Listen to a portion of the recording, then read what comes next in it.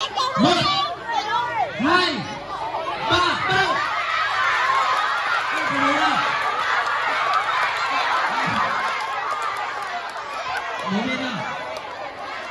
Nhanh quá, nhanh quá. Lớp 8A quá khỏe so với lớp 8B. Mặc dù là lớp 8B rất là cố gắng, tuy nhiên là vẫn không thắng được lớp 8A.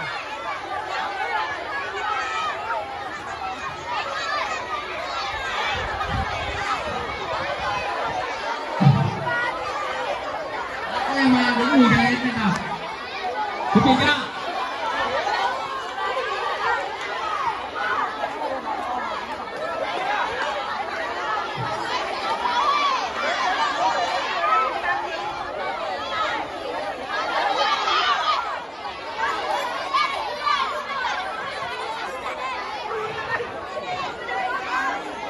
Nào chuẩn bị nào.